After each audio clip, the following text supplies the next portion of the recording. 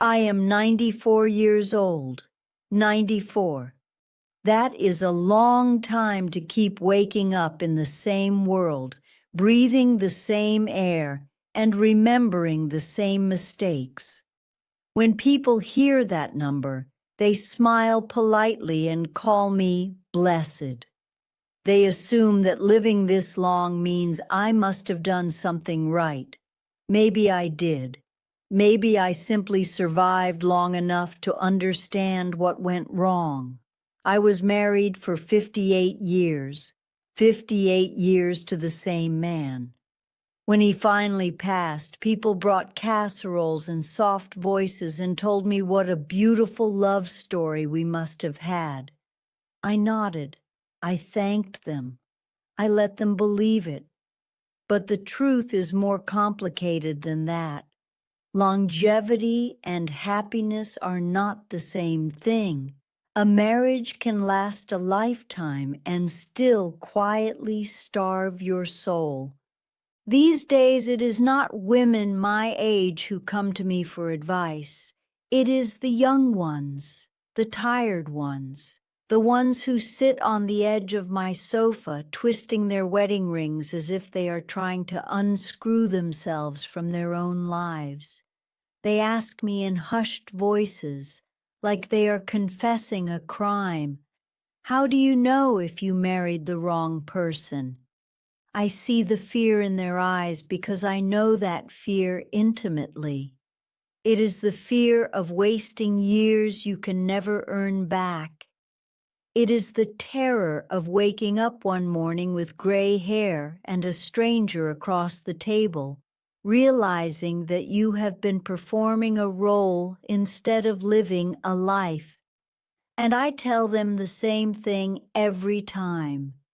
You do not discover the wrong marriage in one dramatic moment.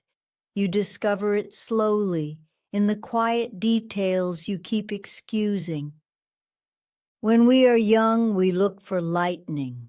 We want grand passion, wild declarations, the kind of love that feels like standing too close to a bonfire.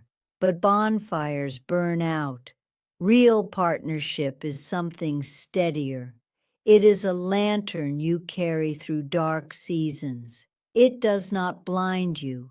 It guides you. If you are sitting there right now wondering whether you made a mistake, I will not comfort you with pretty lies. I have lived too long for that. Instead, I will give you 4 tests. They are not scientific. They will not appear in any psychology textbook.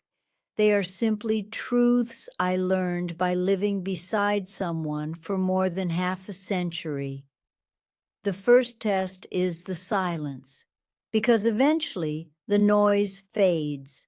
Children grow up, careers end, friends move away or pass on. What remains is 2 people in a room together with nothing left to distract them.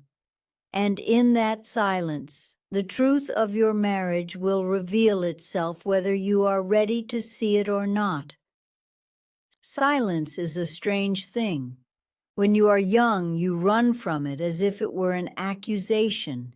You fill it with chatter, with music, with the endless noise of proving that you are interesting enough to be loved. I remember those early years of my marriage when we believed that talking meant closeness. We would sit at dinner and recount every detail of our days, every small irritation, every passing triumph. It felt like intimacy. It felt like effort. But what it truly was, I later understood, was performance. The real test came years later, after the children had moved out and the house became too large for our footsteps. There were long evenings when nothing needed to be said. We would sit across from one another, a cup of tea cooling between us, the clock ticking like a metronome for thoughts we did not share. That was when I began to feel the weight of our quiet. It was not peaceful. It was dense, like fog creeping into the lungs. You must ask yourself this: when there is nothing left to distract you, do you feel relief in your partner's presence, or do you feel pressure? Do you feel free to simply exist, or do you sense that you must constantly manage their mood, their expectations, their fragile sense of comfort? A marriage where silence feels like an exam is a marriage built on uncertainty. You cannot live decades under the strain of being evaluated. I learned to recognize the difference by observing other couples.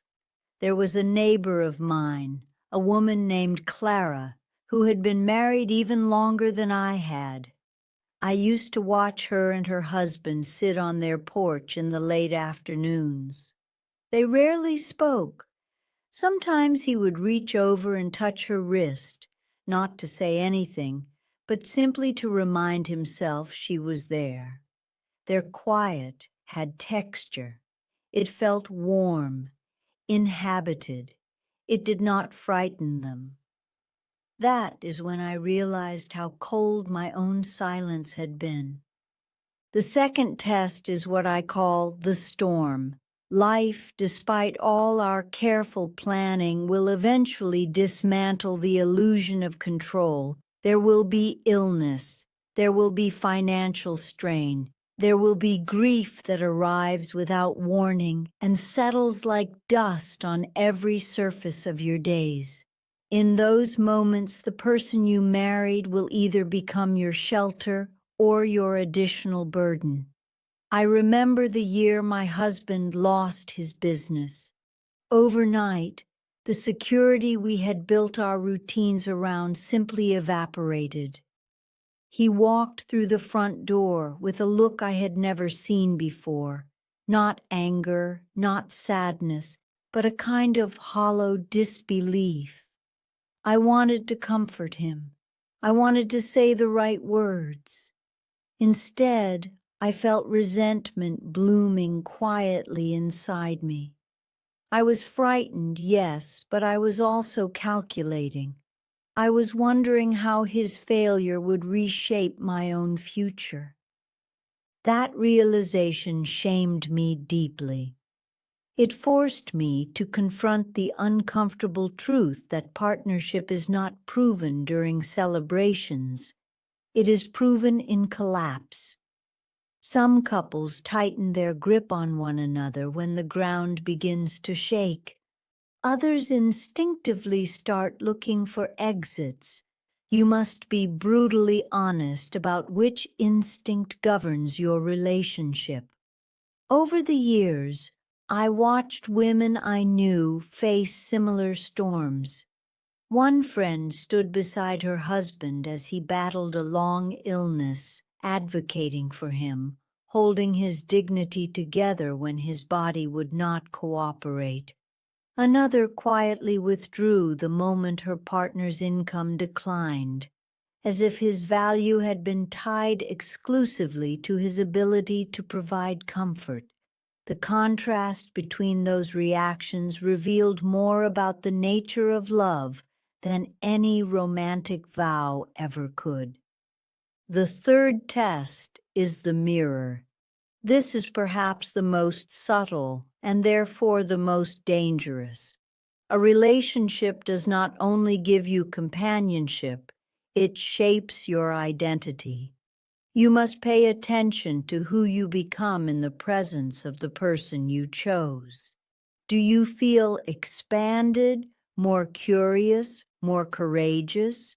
Or do you find yourself shrinking, editing your thoughts, sanding down the edges of your personality so that they will not provoke conflict? There were years when I realized I had begun to live cautiously inside my own home. I would rehearse sentences before speaking them.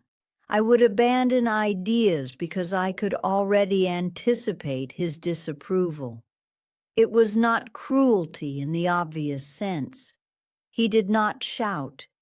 He did not insult me outright, but there was a persistent undertone of dismissal, a subtle erosion of enthusiasm that slowly convinced me to make myself smaller for the sake of harmony. This is how many wrong marriages function.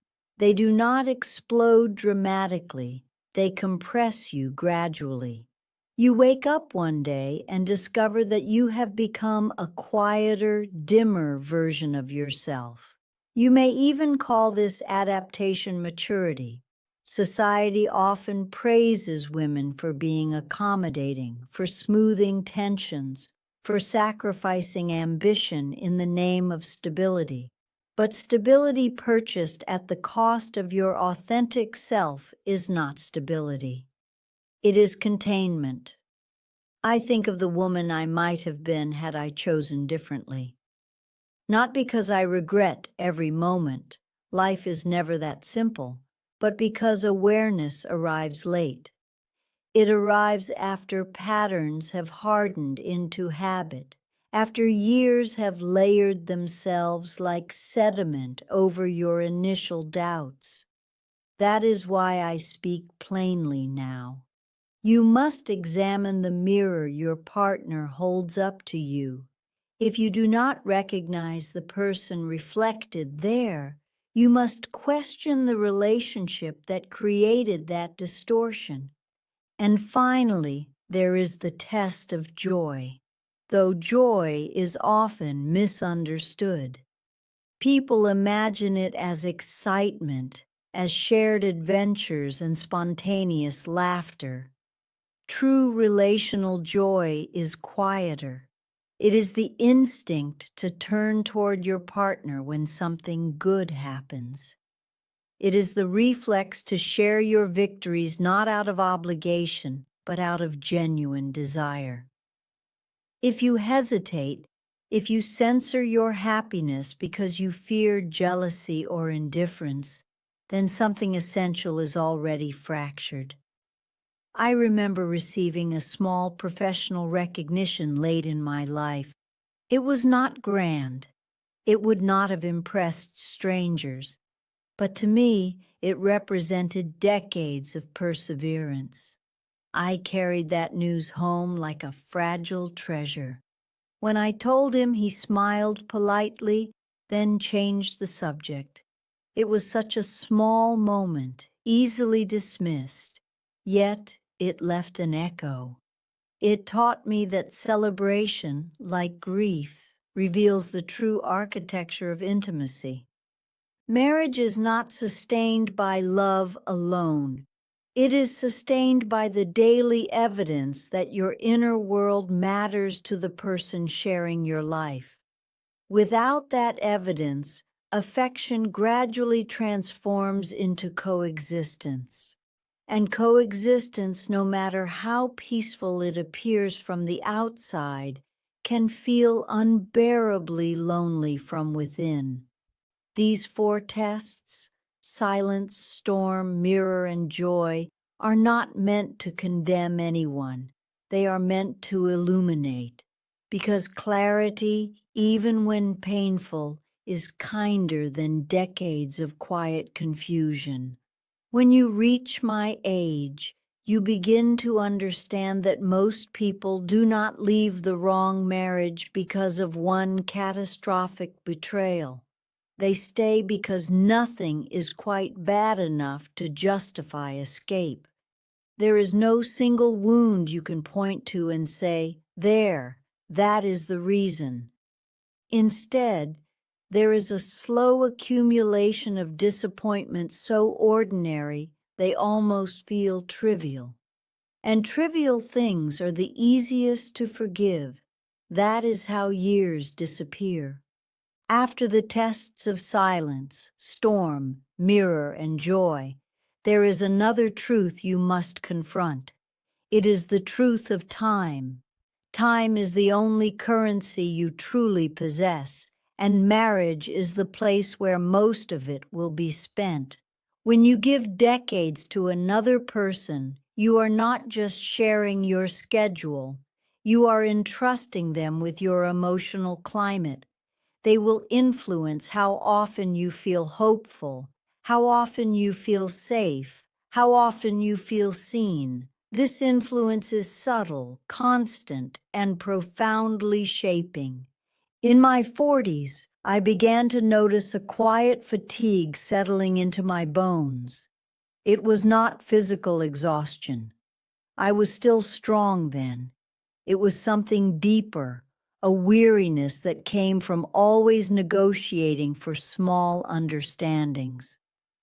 I had grown used to asking for consideration in careful tones, as if kindness were a limited resource that needed to be rationed.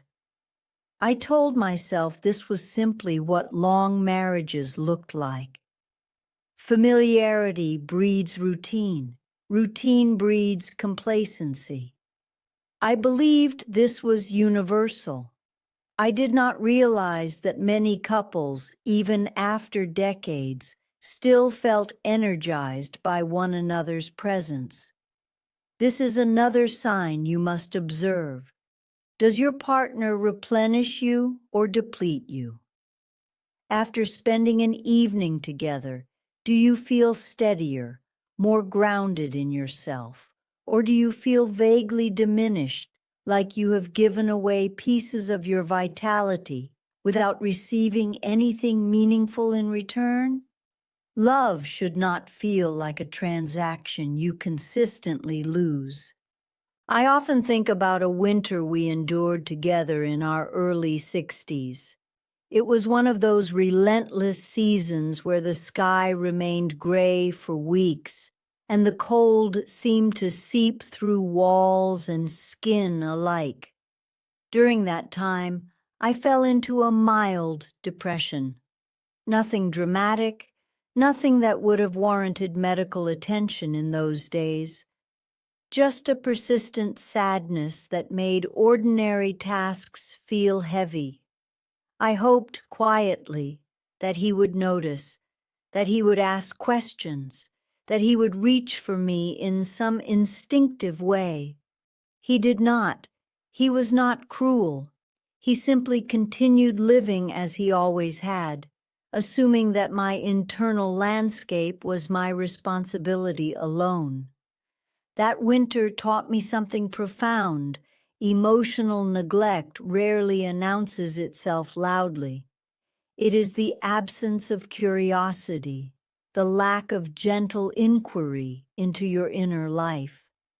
It is the sense that you are living parallel stories rather than a shared narrative. People will tell you that independence within marriage is healthy, and it is. But there is a difference between independence and indifference. A partner who respects your autonomy will still care deeply about your emotional weather. They will want to know when clouds gather. They will not insist on solving every problem, but they will not behave as though your struggles are irrelevant background noise either. There is also the matter of conflict. Every marriage contains disagreement. Anyone who tells you otherwise is selling fantasy. The crucial question is not whether you argue, but how you argue. Do your conflicts lead to greater understanding, or do they leave lingering scars that reshape how safe you feel expressing yourself in the future? In my own marriage, disagreements often ended with a fragile truce rather than true resolution. We learned to avoid certain topics altogether.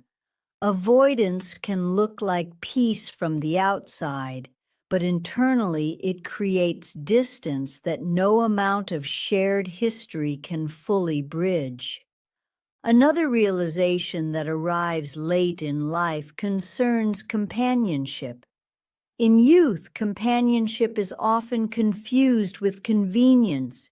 You build routines together, divide responsibilities, attend social events as a unit. It all appears functional, efficient even. But real companionship is measured not by how well you coordinate logistics, but by how deeply you understand one another's evolving identities. People change, desires shift, dreams that once felt urgent may fade, replaced by quieter longings. A partner who refuses to recognize your evolution will eventually begin to feel like a relic from a previous chapter, rather than an ally in the present. I remember turning 70 and experiencing a sudden urge to learn painting. It felt almost foolish at first, like an indulgence I had no right to pursue so late in life. When I mentioned this curiosity, he chuckled, not maliciously, but dismissively. "What would you do with such a hobby now?" he asked. That question lingered with me for years. It was not about the painting, it was about permission to keep becoming. A relationship that subtly discourages growth can make you feel as though your expiration date has arrived long before your body agrees. And then there is loneliness, the most misunderstood symptom of a mismatched marriage. Society assumes loneliness belongs primarily to the single. Yet some of the deepest loneliness I have witnessed exists inside shared bedrooms and at crowded family tables. It is the loneliness of not being emotionally recognized by the person who knows your routines better than anyone else. It is waking up beside someone and realizing that your inner life remains largely invisible to them. I do not say these things to inspire bitterness. Bitterness is another form of captivity. I speak because awareness can still alter the trajectory of a life, even if that life is already decades underway. You must pay attention to the subtle signals your heart sends you: restlessness, resentment, the quiet fantasy of an alternate existence. These are not always signs of ingratitude. Sometimes they are invitations to examine whether the life you are maintaining still aligns with the person you have become. Marriage, at its best, is not merely about endurance. It is about mutual witnessing, the ongoing act of seeing and being seen as you both change. Without that witnessing, the years can begin to feel like a long corridor you walk side by side without ever truly meeting each other's gaze. If you suspect you married the wrong person, the realization will not arrive with fireworks or dramatic music. It will come softly, persistently, like a question you can no longer ignore. And what you do with that question will determine whether the remainder of your life feels like a sentence you are serving or a story you are still free to revise. There is another layer to this that most people are afraid to name: habit. Habit is the quiet architect of long marriages. You wake at the same hour, drink coffee from the same chipped mug, discuss the same news headlines, attend the same gatherings where everyone assumes you are content simply because you are still together. Habit can mimic stability so convincingly that you stop questioning whether the foundation beneath it is sound. I remember realizing one morning that I could predict almost every word he would say before he spoke it. At first, I mistook that predictability for intimacy. I told myself it meant we knew each other completely. But knowing someone's routines is not the same as knowing their soul. Over time, our conversations became rehearsals of the same scripts. We discussed practicalities with efficiency, yet rarely ventured into the vulnerable territories where true connection is renewed. It was as if we had agreed, without ever saying so aloud, to stop discovering one another. Discovery is essential. Even after decades, a healthy partnership retains a sense of curiosity. You continue asking questions. You remain interested in how your partner interprets the world, how their fears and hopes evolve. When curiosity disappears, complacency moves in, and complacency is a slow eraser. It rubs out tenderness first, then admiration, and eventually even basic attentiveness. Another sign that you may have married the wrong person is the erosion of respect. Respect is not always loud. It is expressed in small daily acknowledgments. Listening when the other speaks, honoring their boundaries, valuing their contributions even when they differ from your own. In the later years of my marriage, I noticed a subtle shift. Decisions began to be made without consulting me. My opinions were tolerated rather than genuinely considered. It was not dramatic enough to provoke confrontation, but it altered the emotional balance between us. I felt less like a partner and more like a background figure in the narrative of his life. You must also examine how forgiveness functions between you. In a resilient marriage, forgiveness is an active practice.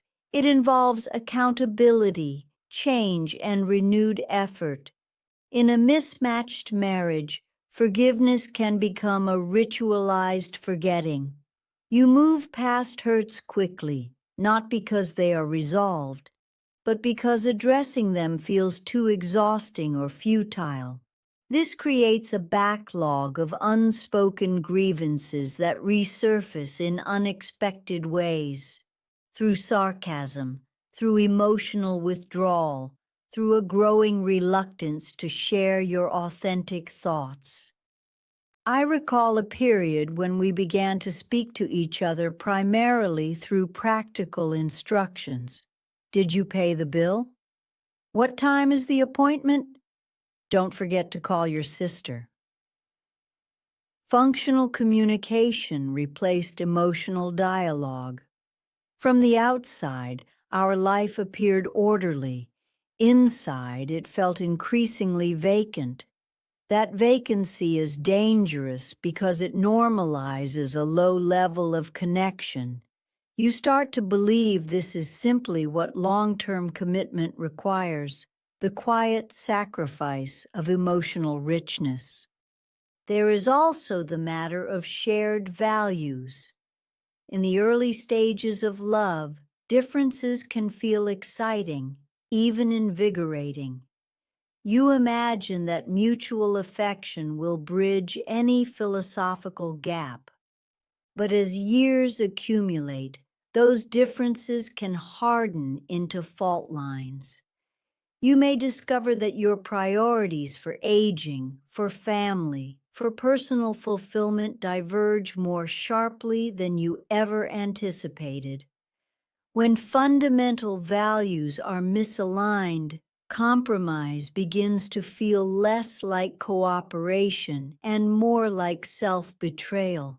Late in life, I developed a strong desire to volunteer, to contribute in ways that felt meaningful beyond the walls of my home. He viewed this as unnecessary. He preferred routine, predictability, the comfort of familiar patterns. Neither of us was entirely wrong, yet the lack of shared vision created a subtle tension. I felt guilty for wanting more. He felt unsettled by my restlessness. These kinds of tensions rarely explode. They simmer. They shape the emotional atmosphere in ways that are difficult to articulate but impossible to ignore. Perhaps the most painful realization came when I understood that we had stopped dreaming together. Once we had imagined future travels, projects, even simple renovations that symbolized growth. As time passed, those conversations dwindled. Our future became something to endure rather than anticipate. When a relationship loses its capacity for shared imagination, it begins to feel like a closed room with no windows. If you are wondering whether you married the wrong person, pay attention to these subtle closures, the disappearance of curiosity, the quiet erosion of respect, the normalization of emotional vacancy, the absence of shared dreams. None of these alone may seem catastrophic. Together they create an environment where love struggles to breathe. The truth is, many people stay because leaving appears more frightening than staying. They fear judgment, financial uncertainty, loneliness, the upheaval of redefining their identity outside the role they have inhabited for years. I understand that fear intimately. Courage is not the absence of fear. It is the willingness to confront the possibility that your life could still change, even when change feels disruptive. You must decide whether familiarity is nourishing you or merely numbing you. Because numbness, though less dramatic than pain, can quietly steal decades. And time, once surrendered, does not negotiate its return.